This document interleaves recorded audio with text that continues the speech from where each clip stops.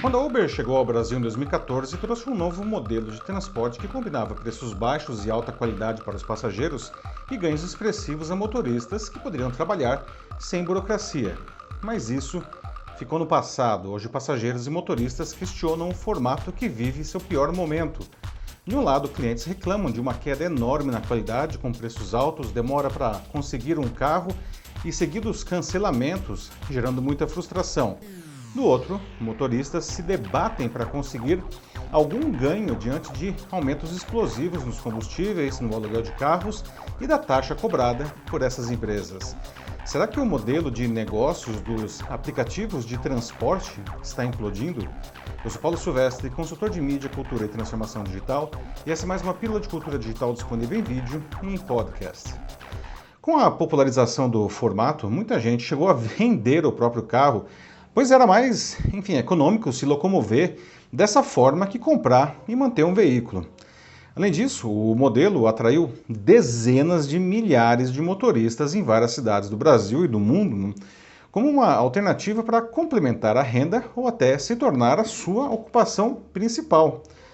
Mas algo parece ter dado errado. Na semana passada, realizei uma pesquisa com 9.315 pessoas questionando como estava sendo a sua experiência com aplicativos de transporte. E o resultado foi acachapante. 88% disseram que a experiência piorou nesse ano, enquanto 9% não sentiram diferença. Apenas 3% observaram uma melhora.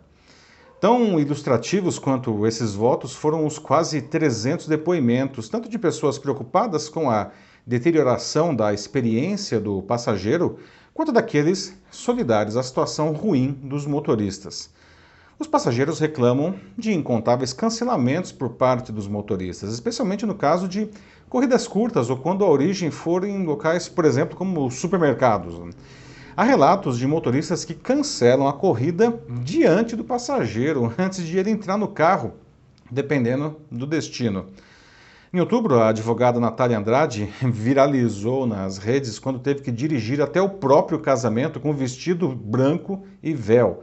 Depois de ter mais de 20 corridas canceladas na Uber, ela fez o percurso de 25 quilômetros em Brasília, chegando com 1 hora e 20 minutos de atraso para a cerimônia civil.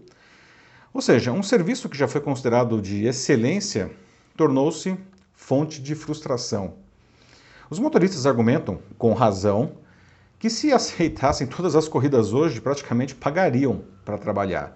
Seus ganhos têm ficado cada vez mais magros e algumas corridas mal pagam o combustível. Por isso, estima-se que só na cidade de São Paulo, 30 mil dos 120 mil motoristas registrados tenham desistido da atividade. Dessa forma, aceitam apenas as corridas que consideram mais lucrativas. Por exemplo, se a distância para pegar o passageiro for superior a 2 quilômetros, muitos acabam rejeitando a corrida porque esse trajeto não será remunerado pela plataforma. É difícil exigir excelência de um trabalho que foi precarizado. E aí chegamos ao ponto de inviabilidade do próprio conceito. Na noite de 31 de dezembro de 2008, Travis Kalanick e Garrett Camp não conseguiam um táxi em uma Paris debaixo da neve. Para voltar ao seu hotel, aceitaram pagar $800 a um táxi executivo que se dispôs a fazer o serviço quando ninguém mais queria. E dessa experiência, os dois colegas decidiram criar uma empresa que juntasse motoristas e passageiros com vantagens para ambos. O serviço entrou em teste em março de 2009 em São Francisco, nos Estados Unidos, e foi lançado oficialmente em julho de 2010. A Uber nasceu como uma maneira de oferecer transporte executivo de maneira relativamente econômica, apenas com carros de luxo, só carrões no começo, e motoristas bem preparados. Com o tempo foi se expandindo e versões cada vez mais populares foram sendo incorporadas ao serviço. Com isso, o preço caiu muito, democratizando o transporte público individual, mas arrastando a qualidade para baixo. De qualquer forma, a população em geral encontrou uma maneira de se ver livre do transporte público coletivo, visto como barato, porém demorado e desconfortável, e dos táxis, considerados caros e com a reputação manchada por alguns maus motoristas.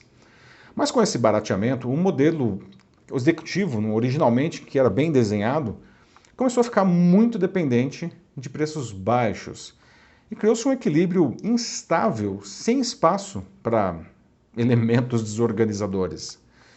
Por isso, a pandemia desestruturou o serviço quando os passageiros desapareceram. Não? Com a retomada da economia, a demanda voltou a crescer, mas já não havia tantos motoristas disponíveis. Some-se a isso a bagunça que se tornou a economia brasileira, com inflação e desemprego muito altos, juros galopantes, né? E o que é particularmente crítico aqui, preços dos combustíveis aumentando explosivamente. Assim, o equilíbrio do negócio foi comprometido. E isso não se aplica apenas à Uber, mas ao próprio modelo, principalmente aqui no Brasil. Não é de se estranhar, portanto, que a concorrente espanhola Cabify, apesar de continuar operando em outros países, tenha encerrado a operação brasileira em junho. Suprema ironia, a população vem trocando a Uber pelos táxis, pois a qualidade do serviço desses daí agora é vista como superior. Pelo menos, enfim, não cancelam as corridas. Né? Quando a Uber chegou ao Brasil, ficava com uma parcela fixa de 7% do valor da corrida. Com o tempo isso foi aumentando e chegando a 25%. Mas desde 2018 a porcentagem fixa não é mais aplicada, com um desconto que agora é variável em cada caso. Segundo os motoristas, e eu converso sempre com todos com quem eu viajo, isso pode passar de 40% do valor da corrida em alguns casos. Tentei falar com um representante da empresa para esclarecer melhor esses pontos, mas o que eu consegui foi apenas uma nota oficial. E ela reconhece o problema dos cancelamentos, mas não oferece, na prática, nenhuma solução. Sobre a dificuldade dos motoristas, explica que a empresa lhes oferece parcerias para descontos em planos de saúde, academias, escolas e outros estabelecimentos. Mas claramente evita tocar no ponto crítico do ganho dos motoristas. A única parceria dessas que ajuda nesse ponto é um sistema de cashback de 4% para abastecimentos, né, em uma rede específica de postos.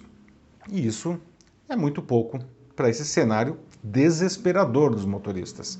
A solução, então, recai sobre a tarifa dinâmica, em que os passageiros pagam mais quando há poucos motoristas dispostos a aceitar as suas corridas.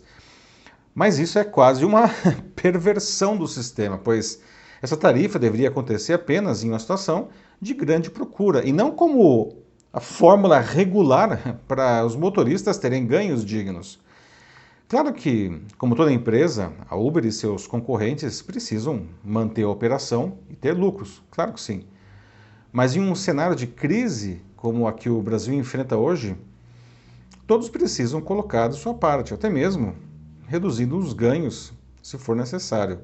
Não se trata de uma visão romântica da economia, não. A proposta dos aplicativos de transporte está sendo alvejada pelos seus dois clientes, que são os passageiros e os motoristas.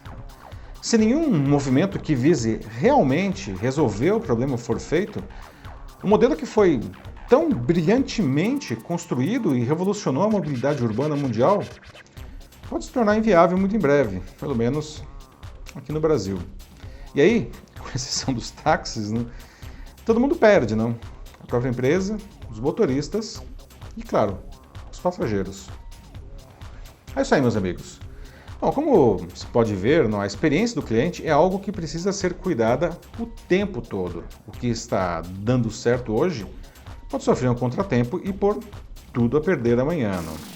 Você acha que está cuidando bem da experiência do seu cliente? Se estiver com alguma dificuldade, é só mandar uma mensagem aqui para mim e vai ser um prazer auxiliá-lo nessa jornada. Eu sou Paulo Silvestre, consultor de mídia, cultura e transformação digital. Um fraternal abraço. Tchau!